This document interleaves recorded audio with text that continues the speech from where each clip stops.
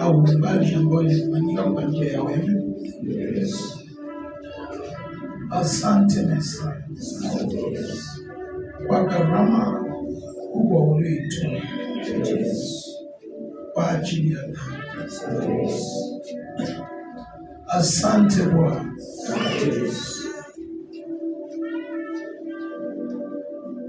kwa kibali cha uhai.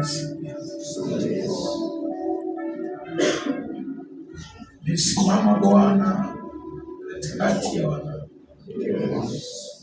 mbele ya uso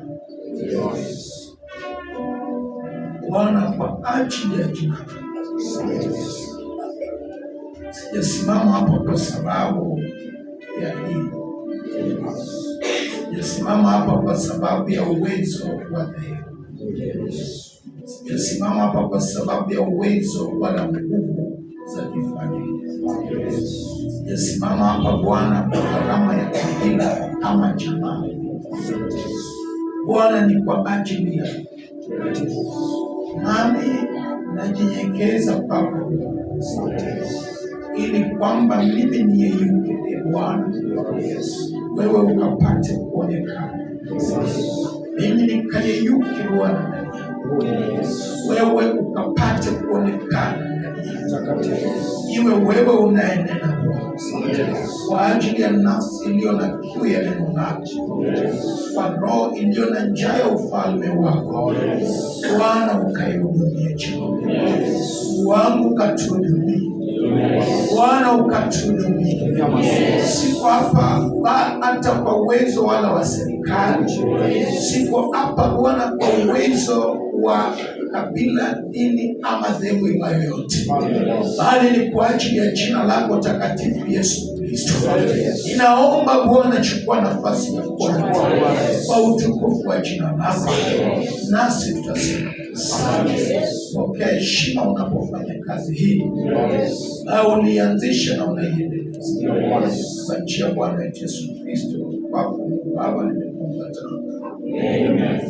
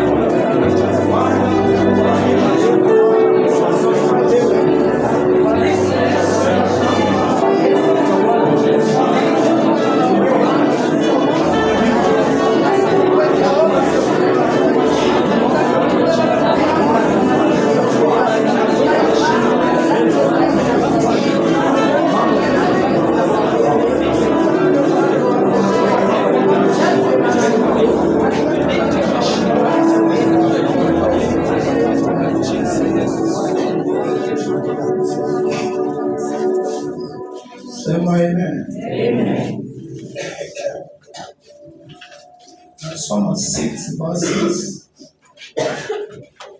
The Jeremiah chapter 8. Now, when? Now is when? Now, Pashur, the son of Immer, the priest who was also chief governor in the house of the Lord, heard that Jeremiah prophesied these things.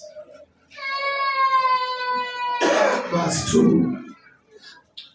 Then Pashur struck Jeremiah the prophet and put him in the stocks that were in the high gate of Benjamin, which was by the house of the Lord.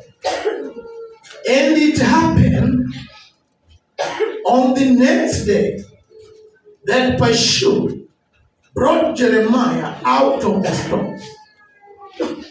Then Jeremiah said to him, the Lord has not called you.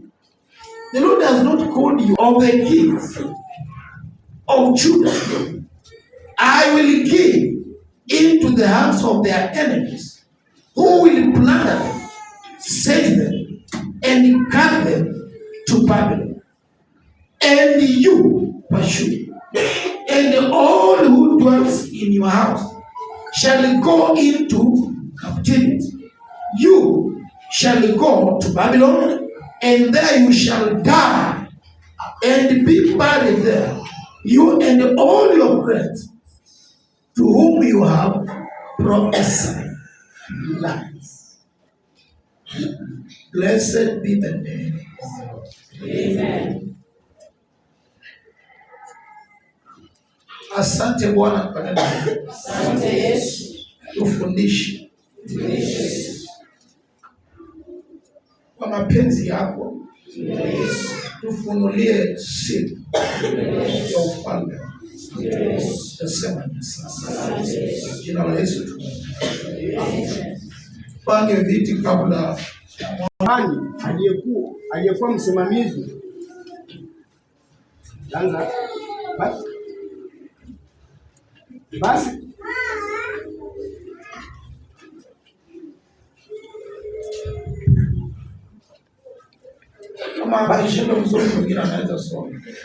basi Pashuri mwana wa Imeri, kuhani aliyekuwa msimamizi mkuu katika nyumba ya Bwana, alimsikia Yeremia alipokuwa. Pashuri alikuwa na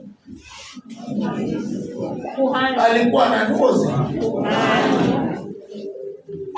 kuhani wake kwa nyumba ya Bwana. Alikuwa akifanya nini? Anafanya nini? Praise God. Endelea. Alimsikia Yeremia alipokuwa akitabiri maneno haya. Huyu kuhani alisikia yale ambayo Yeremia alikuwa anayatabiri. Ndipo Pashuri akampiga Yeremia nabii, akamkamata, akamtia katika mkatale uliokuwa pale penye lango la juu la Benjamini. Pashuri akampiga Yeremia, na hata pia hakutosheka na hilo, akaongeza pia kumshika na akamfunga kwa minyororo, na Yeremia akawa mabusu. Kosa lake kubwa Yeremia ni nini? Lililokuwa katika nyumba ya Bwana. Hata ikawa asubuhi, Pashuri huyo akamtoa Yeremia katika mkatale. So Yeremia alikesha. Hiyo ibada iliishia Yeremia kufungwa, na Yeremia akalala korokoroni. Nafikiri ni kama hata hawakumpa pia chakula. Na asubuhi yake Pashuri akaja kumfungulia sasa Yeremia. Ndipo Yeremia akamwambia. Sasa Yeremia akamwambia Pashuri,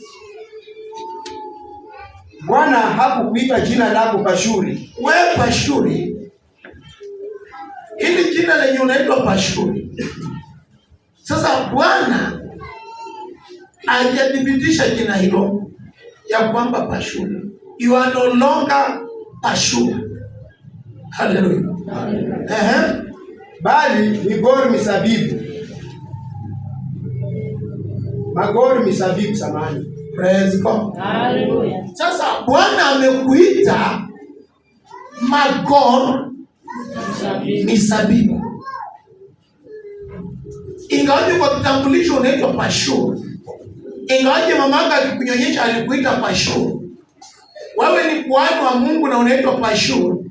But up to this far, God does not acknowledge you as Pashuri. And you will be no longer be Pashuri. As from now, the Lord has called you Magor Misabibu. Soma. Maana Bwana asema hivi. Maana Bwana anasema hivi. Tazama, nitakufanya kuwa hofu kuu kwa nafsi yako. Mimi nitakufanya wewe mwenyewe. Listen. Watu wanaogopa mnyama mkali, pengine nyoka, pengine chui, pengine simba. Lakini Pashuri anaambiwa, this is what the Lord will do for you. He will make you Pashuri, you yourself. You will be a terror to yourself. Think about it once more. Utakuwa hofu ya nafsi yako, yani you will be afraid even of yourself.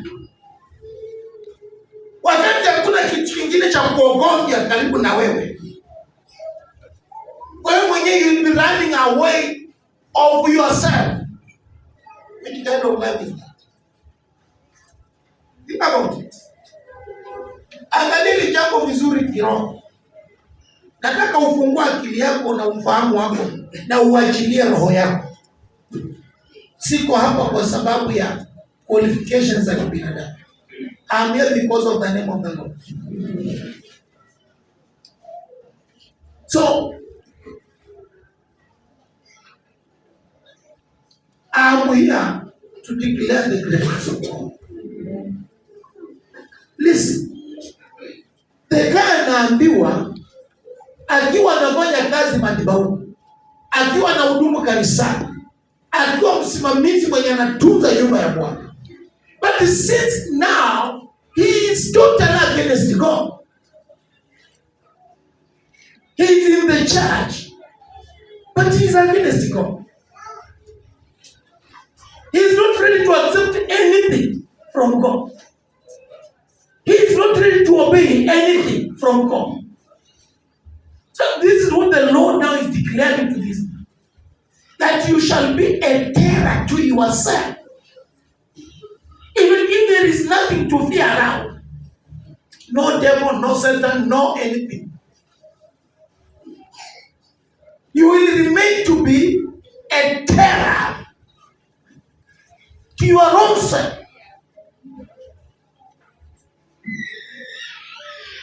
So, tazama nitakufanya kuwa hofu.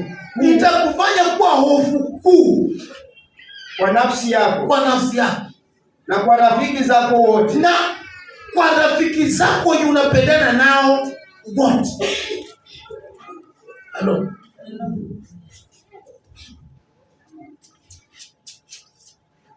Mtu anaongea vitu za ujinga tu alafu anakisi. Sema oh, hiyo kanisa nimeitumikia sana. Hata fungu la 10 nimetoa zubi. Mmoja aliambia mke wangu, watoto wako si wanasoma na si wanakula. Mimi chenye nilikuwa nacho ni kusaidia. Wachana na maisha yangu kabisa. Listen. Unajua unaweza hata toka hapo ukijigamba kwamba ulisaidia maisha. But hiyo yote ibaki kwa hiyo. Unaweza toka hapo ukijigamba hata kati zenye watu wa baba zote za members wote wewe ndio uliweka saini yako na jina lako ndani. But it can remain to be useless. Listen. Unaweza kutoka hapo ukijigamba kwamba wewe ndio uliiba hapa sana. But yote inaweza futika within a second. Na ubaki you have never done anything good in the eyes of God. Listen. This guy is against God. But he is there demanding to be representing God. So now God ametuma a servant to show this guy the way. But the guy is not ready to cooperate at all. Na ukimnyoshia kidole anakupiga na anakufunga because ako na power na ako na authority. Sasa anamwambia well, now this is what the Lord says. As from now, wewe hautaitwa Pashuri. Sikiza. Jina Pashuri is a freedom. Pashuri is like kupewa uhuru, you can dance, kupewa uhuru, just to enjoy life. So the guy actually, he bears the name that reveals the goodness of God, because huwezi kuwa na freedom mahali penye Mungu hayuko. Watu wenye wana Mungu wengine wametawaliwa na mapepo, wengine wametawaliwa na vitu za aina mbalimbali. So Bwana anageuza hili jina kutoka kwa freedom na analigeuza kuwa terror. Sasa hiyo freedom, it is normal. What you will face is terror. Na utakuwa terror to yourself. Na utakuwa pia terror to your friends. Na utakuwa terror by your family member.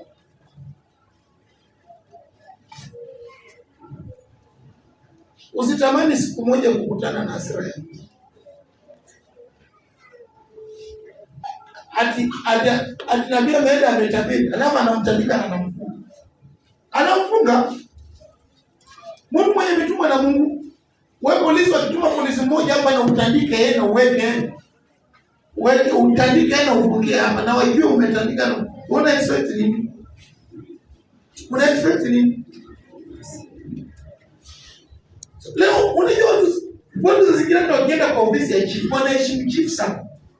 Lakini wakienda kwenye pasa yuko. Pasa ni kama maji ya kuosha viazi. No wonder watu wengi hawasaidii. Because of themselves. Because of themselves. They are too big. Hawezi onywa, hawezi kemewa. They are too big.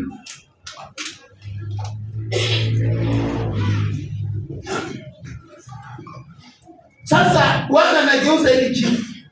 Hii freedom yenye umeishi ukiitwa freedom imewekwa X. Anaambiwa from now utaitwa nani? Magor Misabibu. Maana Magor Misabibu ni terror. Kwa lugha hiyo terror ni nini? Hofu.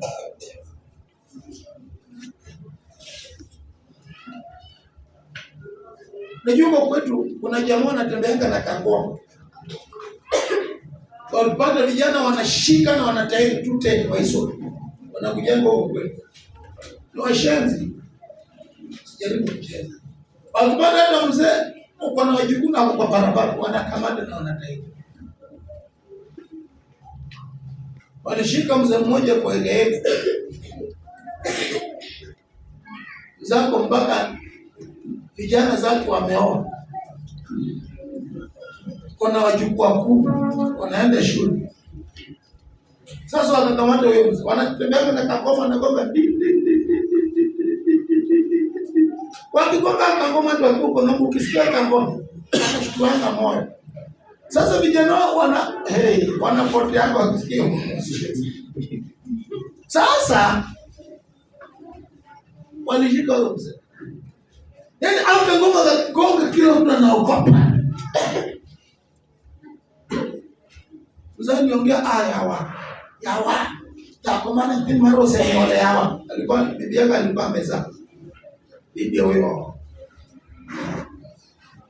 takomana nyatini maro sasa yawa ikimo manadi yawa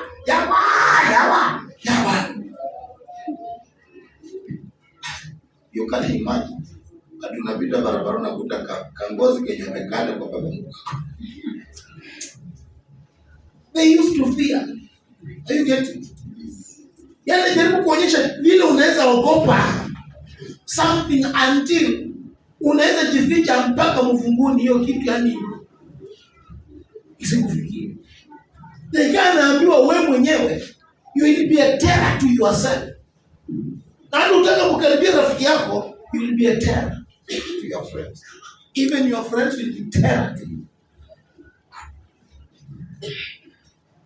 So nao wataanguka kwa upanga wa adui zao. Anaambiwa rafiki zako wataanguka upanga wa adui zao. Adui zao wenye wanawawinda, they will manage, they will maneuver. So na macho yako yataona haya. Hizo vitu zitafanyika macho yako yakiona. Wewe pashu. Nami nitatia Yuda yote katika mkono wa mfalme wa Babeli. So Bwana anasema atachukua Yuda yote, ataipeana kwa mikono ya Babeli. Naye atawachukua mateka mpaka Babeli. Nebukadneza atachukua watu mateka mpaka Babeli. Soma. Na kuwaua kwa upanga. Atawaangamiza na upanga. Tena mali zote za mji huu na mapato yake yote na vitu vyake vya thamani vyote pia, naam, hazina zote za wafalme wa Yuda nitavitia katika mkono wa adui zao, watakao wateka nyara na kuwakamata na kuwachukua mpaka Babeli. Nawe Ashuri na watu wote wanaokaa katika nyumba yako mtakwenda utumwani. Watakwenda utumwani. Nawe utafika Babeli. Na Ashuri atafikishwa Babeli. Na huko utakufa. Atakufia huko Babeli. Na huko utazikwa. Atazikwa huko Babeli. Wewe na rafiki zako. Yeye Ashuri na rafiki zake wangapi? Wote. Praise God.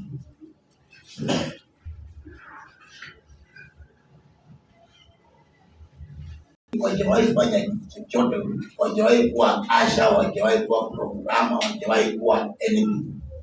Nombo.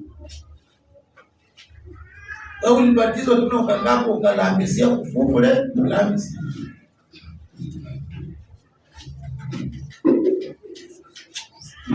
Raise up your hand.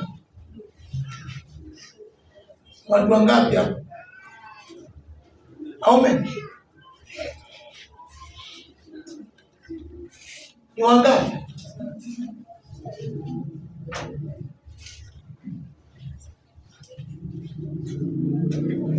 Sikizeni nyinyi watu wenye mmebatizwa.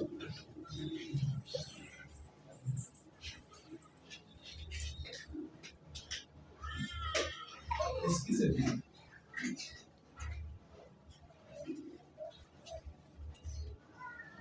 Haya mambo ninayoongelesha hifadhi vizuri kwa wewe.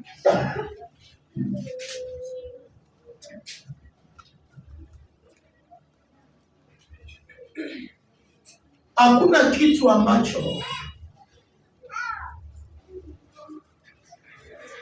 utasimama kumfanyia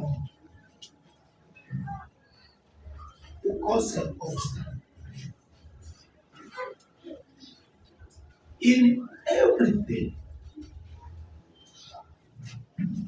in a holy way, in a faithful way, kwa sababu ya ufalme unao tumika chini ya jua. Kila kitu unachosimama kumfanyia Bwana, you will encounter, you will face obstacles. Are we together? Yes. Maybe watu wenye unategemewa kusupport, they will even stand against you.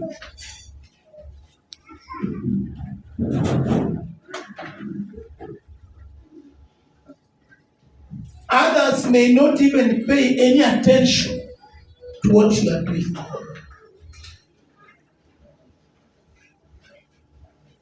Others may turn and start laughing at you. And others can laugh at what you are doing.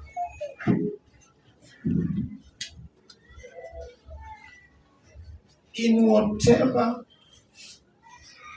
you shall stand to do for God, be ready to encounter, to face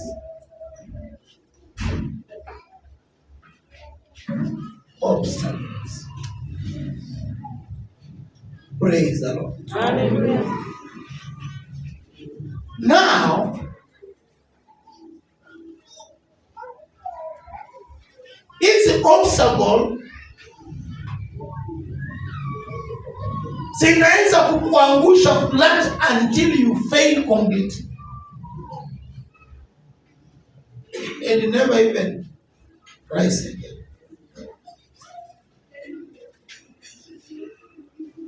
But what you need to put in your mind is this. Sio obstacles zote ambazo ni za shetani. Obstacles zingine Jehovah allows them.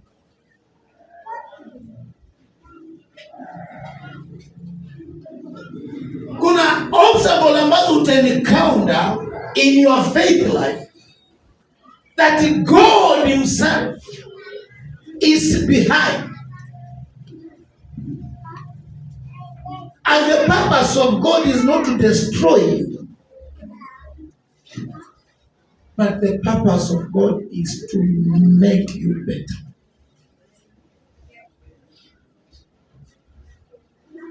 So ibebe tu ya kwamba kile chenye kinakuja kuni opposite Satan.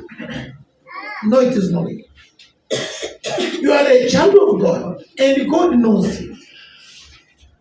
Wakati ulipojipanga maisha yako kwa Bwana, ukakubali kuingia hapa kujinyima kula na kunywa, ukaungama na kutubu dhambi zako, uovu wako, laana za damu ya ukoo, vifungo za damu ya kuzaliwa, ukaamua kwamba unampa Kristo Yesu maisha yako kuyatawala.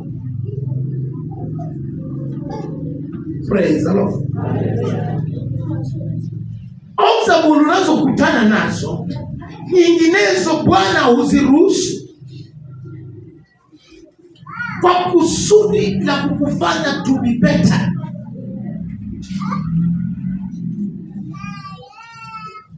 Bwana anataka kuumba mtu mpya ndani yako, mtu ambaye atatumia, mtu ambaye hasira za ukoo ambazo ulizaliwa nazo ndani yako hazitaonekana ndani yako tena.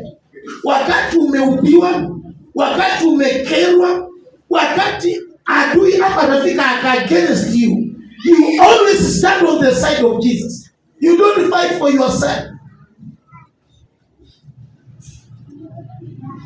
Sasa kuna character zingine na mambo mengine ambayo tumebeba kwa akili zetu, kusema do you know my am? Do you know my am?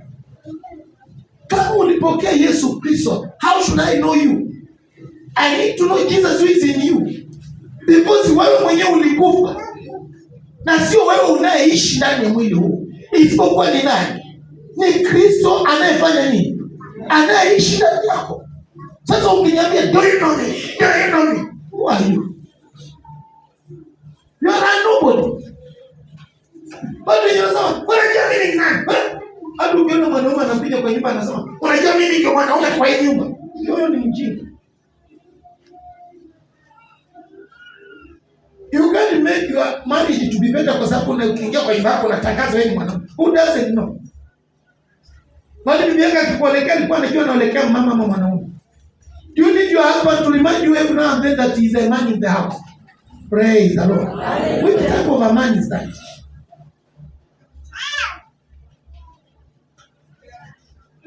Unahitaji bwana yako ashida akikukumbusha. Do you know who is a man in this house? Who is the man of the house? Who is a lion here? Who is a king? What do you mean by this? Unaweza kuwa mwanamke mjinga kiasi gani mwenye haujui uliolekea mwanaume.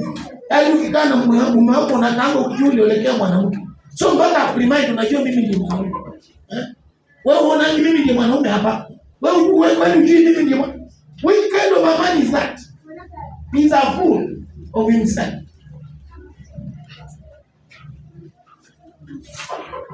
So ukiona mtu anasema do you know who I am?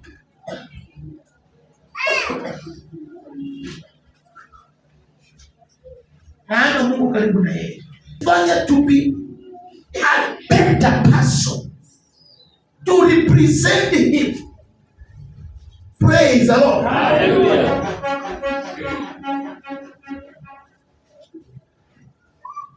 A better person who can really represent him in this generation.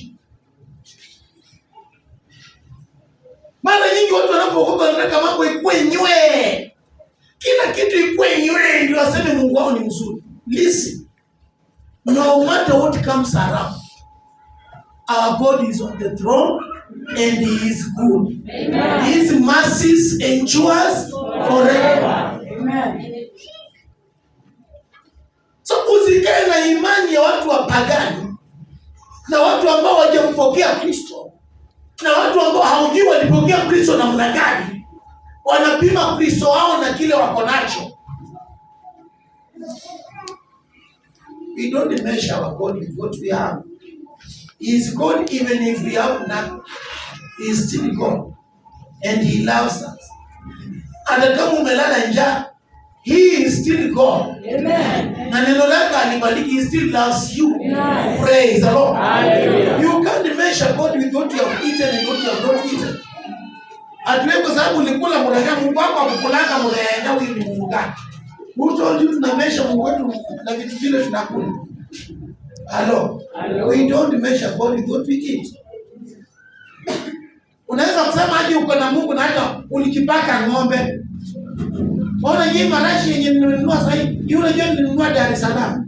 Nikifika kwa kweli na kaanga siku 3 ndio marashi itoka. Hata nikifua itokani. So what?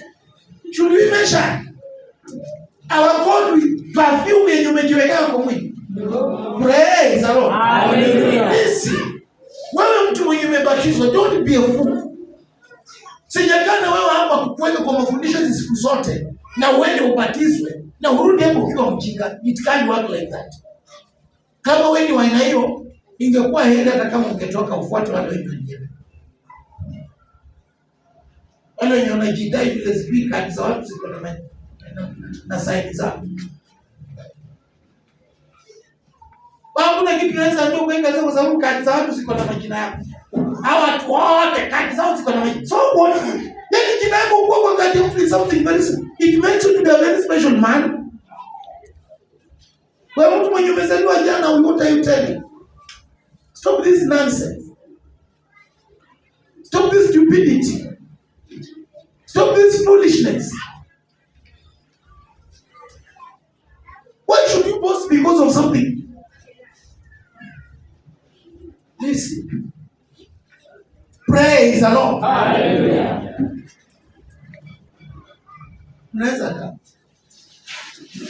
Be ready to encounter what?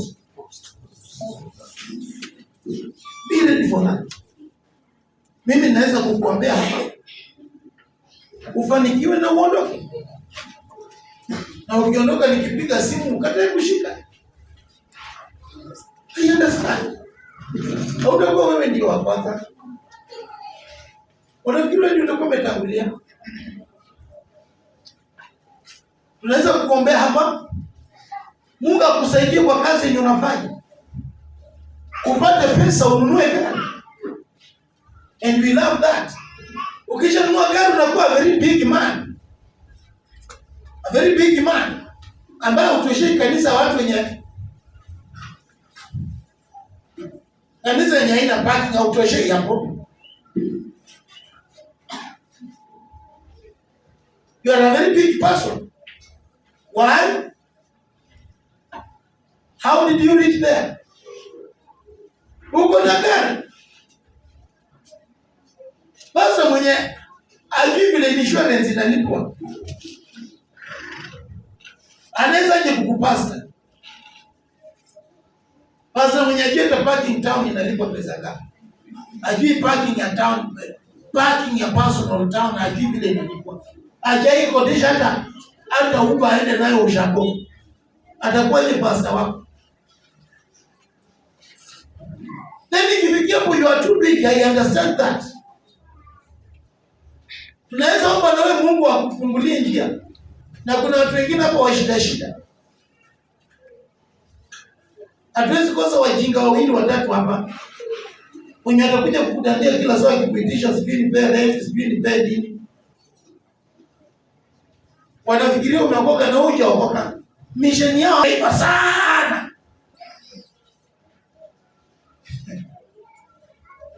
Hapo baadaye wanabaki nyuma akikukanyaga miguu. Wengine wakitembea wakienda na kukanyaga miguu mpaka anakuambia. Message yangu uliona kweli. Umejua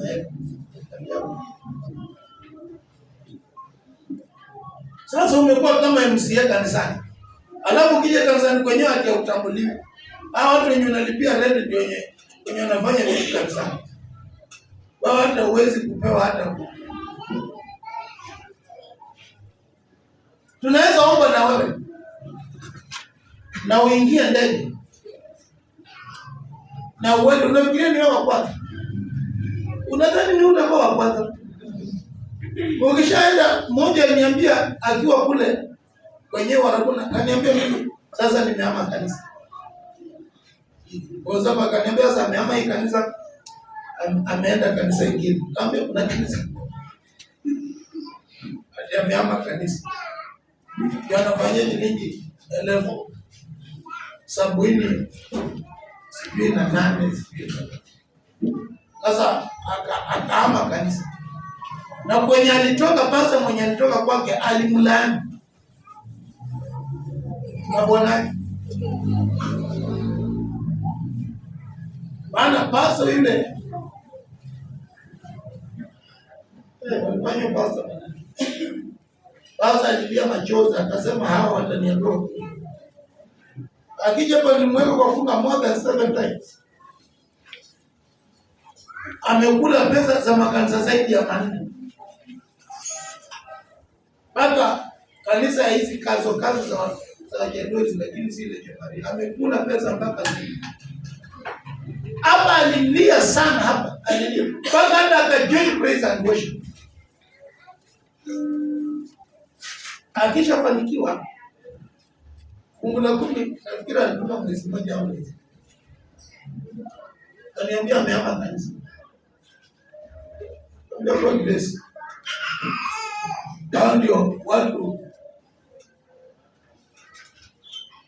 unasikia Jeremia anawaambia hawataitwa pashuru. Tendo nani?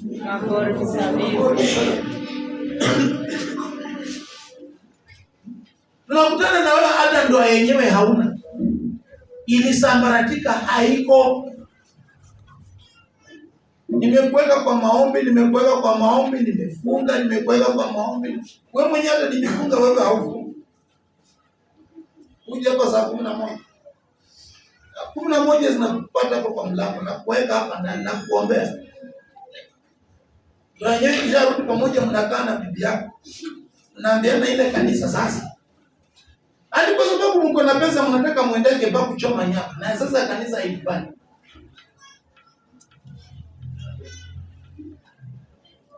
Siku yenye umetaka kuja bibi anakalia huko. Saa zingine ibada itaisha kama bibi ameenda.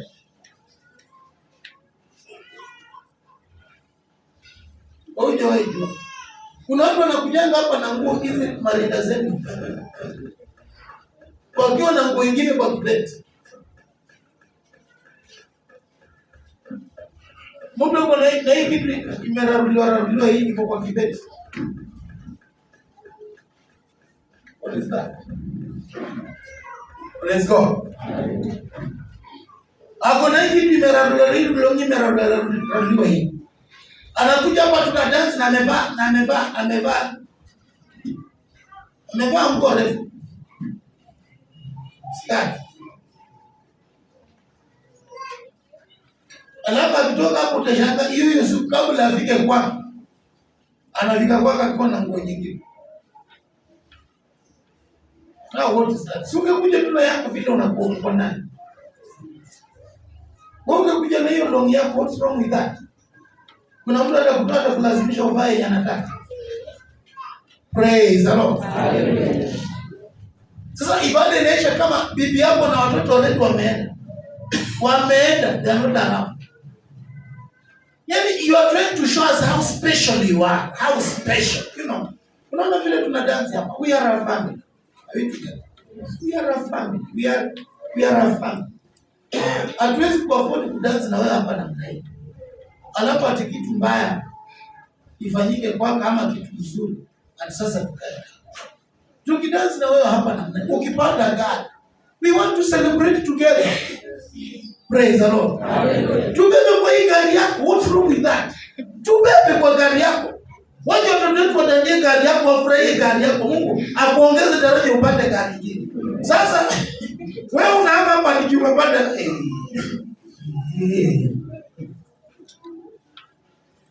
sasa umekuwa high class. Sisi tumekuwa low class. God imekuwa a very special man. Kwa nini? Wewe ulikuja hapa huna hata nyumba. Umepiga magoti hapa. Bwana amekupa pesa umejenga. Now you become a very special person.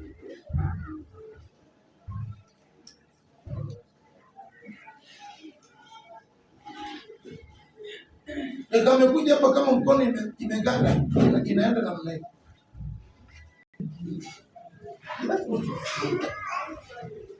Deeply. Exactly.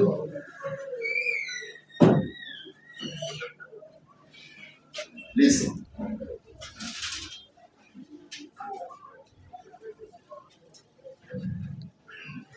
Kama Mungu amekuinua, we want to celebrate those blessings with you. Dada mmoja amechukuliwa kwa na Mungu.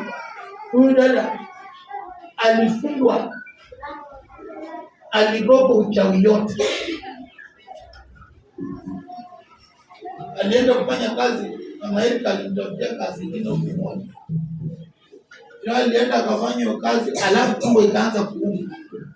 Mwenye hiyo kazi alitoa pesa akapenda akasema ndio hospitali. Na akasema minuti kwa nipita tasweki kile. Maana kinyandiona ilimtosha. So ya kafikiria nimepata mdozi mzuri, amenipea pesa hata nikaenda hospitalini. Hiyo mdozi hata mlango wake kufunguliwa dada ingie hapo hata kumuona kwa macho.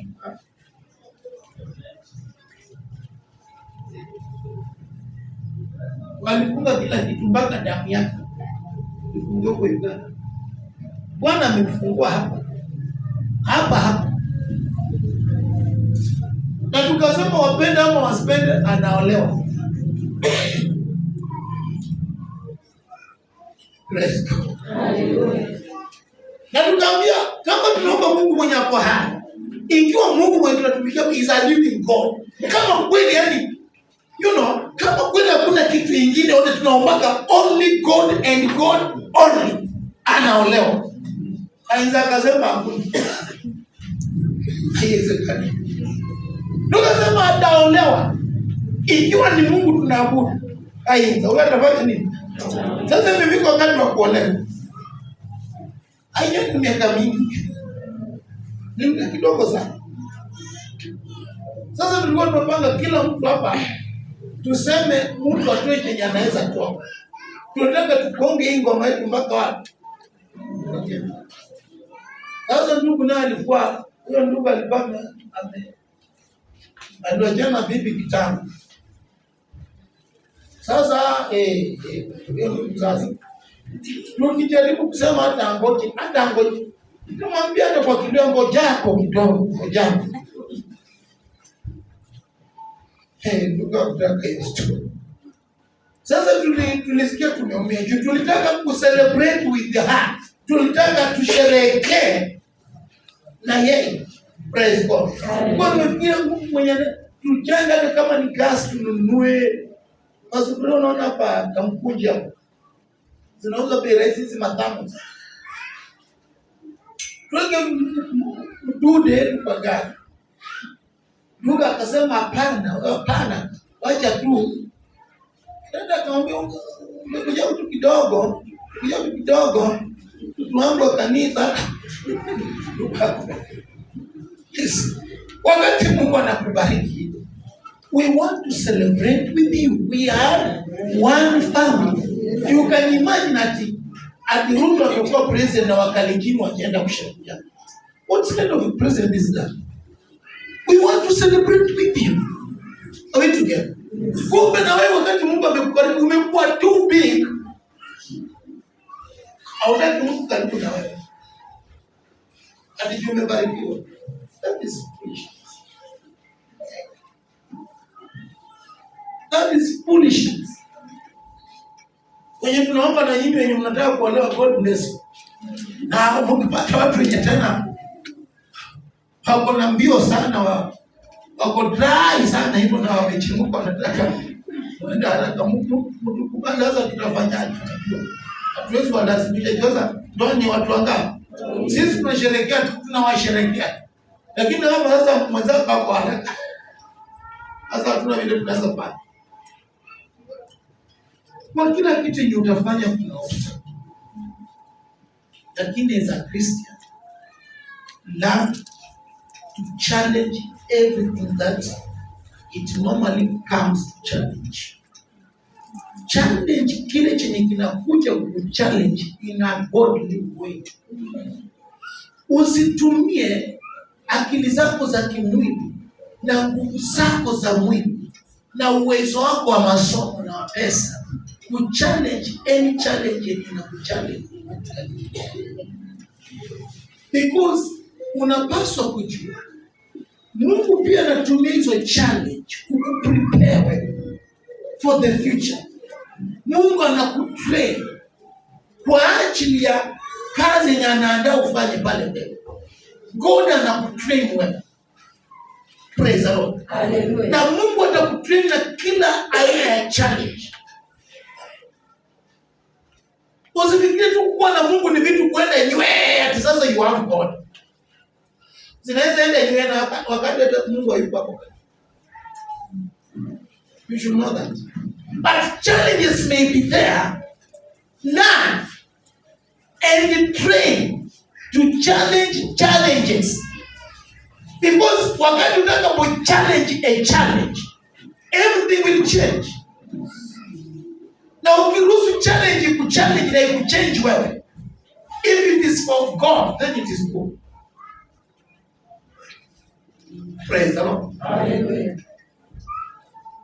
So jifunze, jitrain ku face challenge. Usijaribu kutoroka kwenda mbali juu ya challenge. Watu wengine wanataka kucheza na mimi kwa kanisani, na mimi sipendi kucheza na mimi nakataa ujinga. Kumbavu mimi.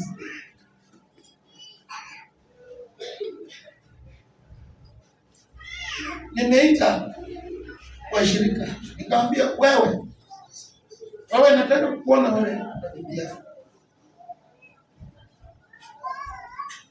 Nikamwambia mke, wewe na jana nilitoka kwa nyumba saa 10 usiku. 11. Saa 10 ndio leo. So, mke wangu hakuwa na pesa za matumizi. Nikachukua shilingi 1,030 nikamtumia. Nikampea shilingi 200. Yopi. Nimetumia pesa. Najipanga na watoto watakana waende tuition. Nitumia pesa saa 11 na 33. Nikienda kwa gari. Sasa mke wangu nikashinda huko, nimerudi kwa nyumba jioni. Kawa hapa kanisani. Kaja hapa kanisani. Sasa mimi vyakula za hoteli huwa zinanishinda mara nyingi sana. Sasa nimeshinda njaa. So nikaja hapa kanisani kwa waimbaji, nikaomba. Akaniacha hapa kaenda kwa hiyo. Sasa nilikuwa na watoto wa ndugu zangu, vijana wawili wa ndugu zangu. Plus watoto wangu wenye wako hapa watatu. Plus mimi na mke wangu. Sasa nikampea shilingi 200.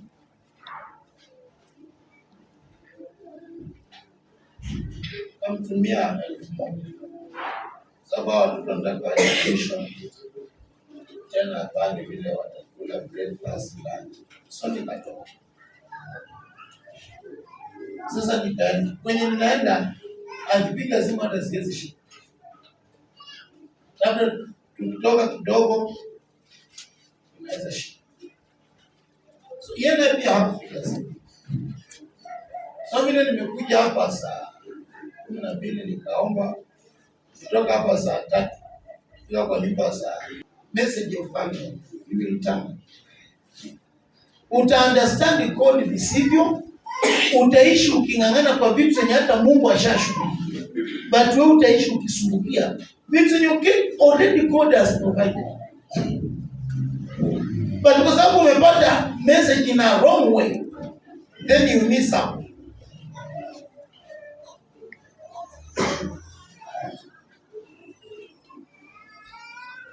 Sasa leo hata sijui ameamka saa ngapi. Mimi nimeamka saa 11. Ukielewa Mungu na connect back, you will serve the rest of your life. Because unatafuta Mungu in a different way. Sasa hawa nimewaambia kwa njia rahisi. Sikiza. Uje na mke wako. Very simple na lugha wanaelewa. Sasa wananichezea karata. Huyu anakuja kivyake, huyu anakuja kivyake. Yeye anakuja kivyake, yeye anakuja kivyake. Yeye anakuja kivyake, yeye anakuja kivyake.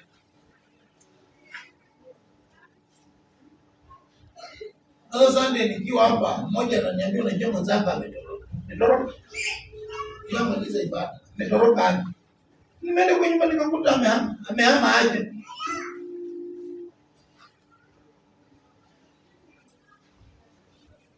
Nikamwambia hiyo kazi yenu sasa sitaki. Kama ni mwambembeleze hizo siku zote mkuja hapo mkimchezea the whole week na mpaka ufike tu. Alafu sasa hizo mambo yenu ndio muongee na viongozi. Mimi sasa ndio usiniambie. Maana hao watu wawili mimi nitaelewa. Kanisani. Kwa sababu labda bibi yako bado anataka muendake kwa baba kunywa pombe. Na anajua hapa ukikaa hapa chini kiko hapa ni wewe kuokoka. Na anajua kabisa ukiokoka hii glasi hii itakuwa imepita. Sasa anajaribu kuzuia hapo mahali. Sema magoro ni 70. Magoro ni 70. Ombewa Mungu amekufanikisha umetajirika. Na uondoke wewe. Hatuna shida na hilo. Hapa. Sikiza. Salimia mwenzako. Mwambie kama unapanga kwenda. Kama unapanga kwenda amani. Tuache na Mungu wetu mwenye tunaomba. Nisikuwe tashuda tuomesha kisikia nifanye nini. Tunaombea watu wakaenda mpaka Katani na pesa zao. Hawakuninunulia hata maji shilingi 20. And I'm a blessed man. Nyumba yangu ilikuwa together. Saizi tunaongea na wewe nimekula. Nimeshiba. Umesikia nikikuuzia maji. Watu wenye tumepata umesikia niliwauzia maji. Si kuwapata kwa njia ya kuuza maji. Si kuwapata kwa njia ya kuuza mafuta. Si kuwapata kwa ulaghai wa njia yoyote. Nilihubiri Kristo ambaye amenisimamisha hapa leo. Sijasimama hapa na uwezo wa dini. Sijasimamishwa hapa na qualifications za dhehebu. Sijasimamishwa hapa na pesa za mwanasiasa. Sijasimamishwa hapa na gharama ya serikali. Sijasimamishwa hapa na gharama ya familia watu wenye mzaliwa ndani. Nimesimamishwa hapa na gharama ya damu ya Yesu. Bwana asifiwe. Na yeye ndiye ninayehubiri. Kama atakufanya tajiri na akufanye tajiri mara 10. I have no problem na Mungu kufanya tajiri. Ningependa sana kufanya tajiri hata tukipenda vizuri. Maana some of you mko hapa kwa uongo na kwa ulaghai. From the bottom of your heart. Wewe hauko hapa pamoja na sisi kwa sababu umependa Mungu wetu hapa. Wewe uko hapa kwa sababu Yesu aliambia Wayahudi, msifanyie kazi chakula ambacho nitakufanya nini? Wakati alipoalisha mikate, wakawa na mtamu. Aliwaambia msifanyie kazi chakula ya. Kama ndio maagizo ya Yesu. Iwo wekaje ndio? Sema magori zabibu. Unaweza enda ukiwa na kazi kubwa na watu umehama kutoka kwa Mungu, umerepel against God. Yaani Bwana akuja kuponya hata mwili wako. Magonjwa ambayo ilikuwa inakupeleka, Bwana ametoka huko amekuja kusimamisha mpaka you are dead. Kama ungekuwa na hekima yenye inafaa, baada ya Mungu kufanyia maono ambayo Roho Bwana amepeana kwa ajili ya ubeba, ili wewe mbarikiwa kisawa sana. Ingekuwa wewe ukuwe baraka kwa hayo maono, usupport hayo maono, ili naye Mungu akuzidishie neema zaidi. Lakini badala yake aje nikuonyeshe vile anaambia wewe. Watu walienda kumwambia wanamtafuta. Wamekuwa wakimtafuta. Sijui kuanzia wapi. Nimeenda kwa John. John Gospel.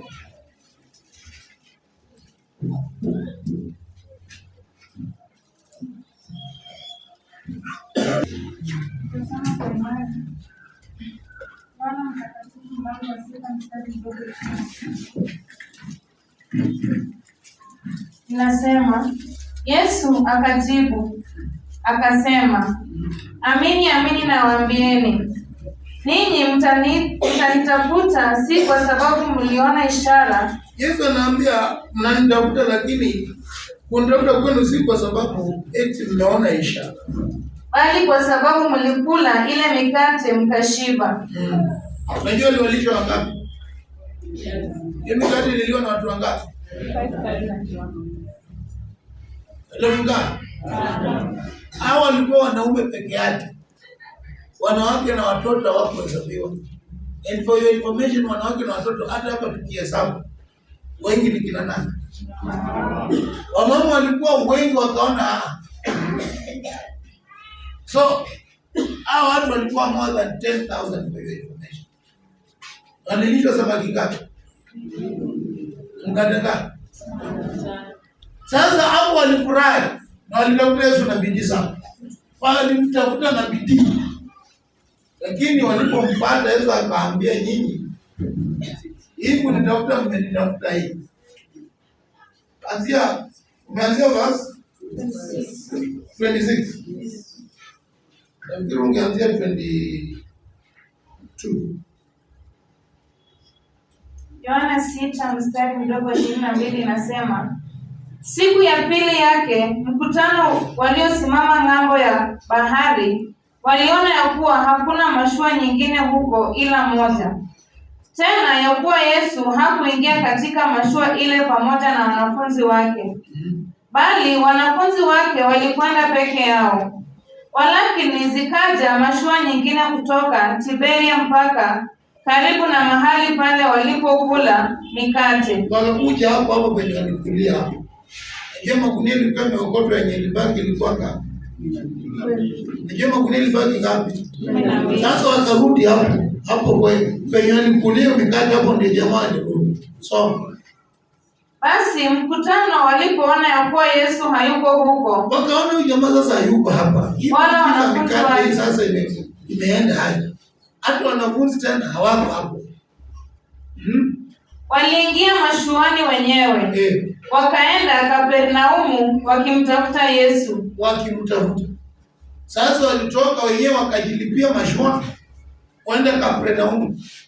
Kwa sababu hayuko hapo tuende Kapernaumu. Hawezi kwa nyinyi mnaona anaweza kuwa wapi sasa? Kapernaumu. Twende. Sasa wakaingia kwa mashua wakalipa mpaka wapi? Hata walipomwona ng'ambo ya bahari. Na kesi yao ilikuwa right. Kwa sababu walipoenda Kapernaumu wakagundua kwa ile ng'ambo nyingine. Walimwambia, Rabi, unajua wanaongea kwa ng'ambo ile nyingine. Rabi, wewe umekuja lini hapa? Bwana? Yesu akawajibu, akasema, amini nawaambieni, ninyi mtanitafuta. Ninyi mnanitafuta si kwa sababu mliona ishara, bali kwa sababu mlikula ile mikate mkashiba. Msikitendee kazi chakula chenye kuharibika. Ndio kwa nilikuwa nalete kwa mahubiri kwamba Yesu ametutahadharisha tusikitendee kazi chakula chenye kuharibika. Bali chakula kidumucho hata uzima wa milele. Tutendee kazi chakula kidumucho ambacho kinatulidi kwa uzima wa milele. Praise the Lord. Ukiwa hapa jiwajibishe sana kuwajibikia neno la Mungu ambalo hata vitu vyote vikiisha, the word of God will be there. Waje kuweka mawazo yako sana kwa chakula chenye kuharibika. Hili kitu imespoil Ukristo ndani ya watu. Maana watu wakiwa hapo wanafikiria vile watakunywa. Kuna mahali pengine aliwaambia hata msisumbukie yale ambao mataifa anasumbukia kwamba tule nini, tunywe nini, tuvae nini. Msisumbukie vitu kama hizi. Unajua na watu, unaona watu kama ODM wakienda mahali ama UPA wanatafuta hizo t-shirt zao kwenda kuvalisha watu. Ndio unakuta watu wanapigania t-shirt ati kofia ya ODM.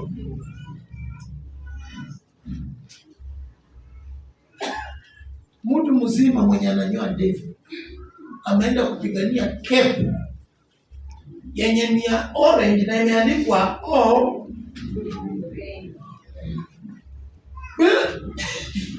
Please.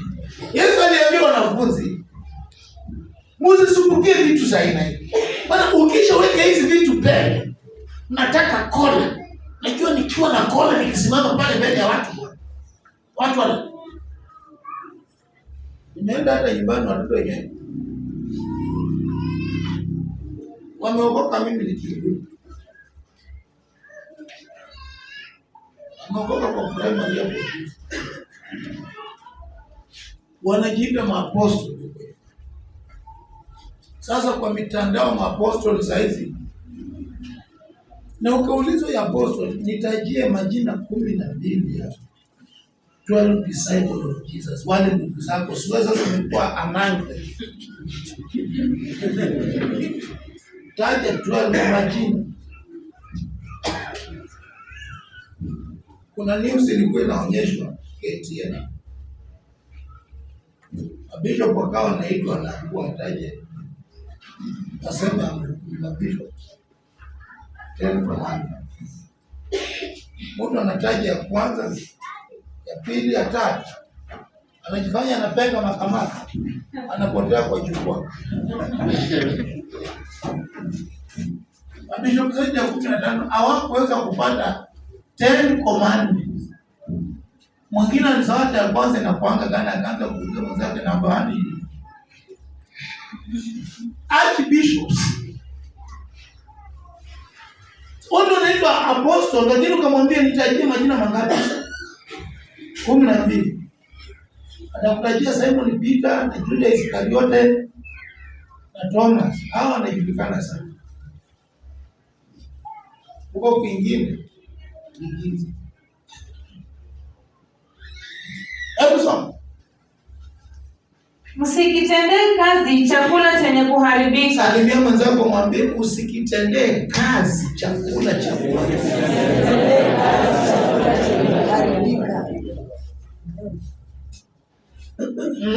Endelea usikiazo vile walikia.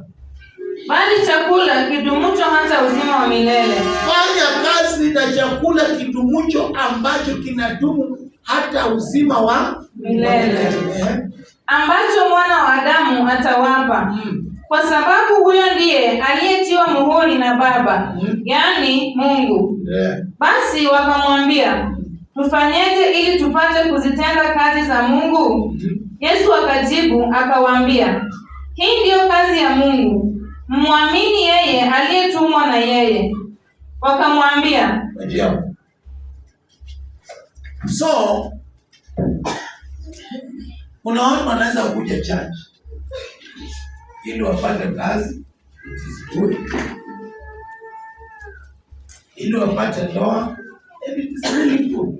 Because hata sisi wenye tunaokoka, wewe utapendaje uokoke na usipate ndoa? Ni mojawapo ya vitu ambazo pia ni muhimu kwa maisha.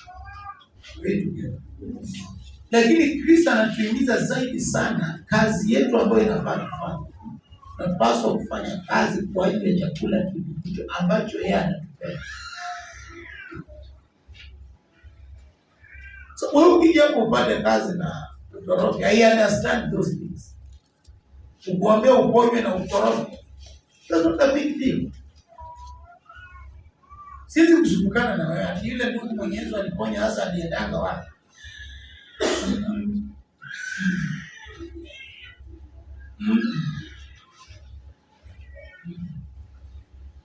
Lakini kama wewe ni mtu mwenye unatumia akili yako vizuri, natakana wakati Bwana anapokusaidia jambo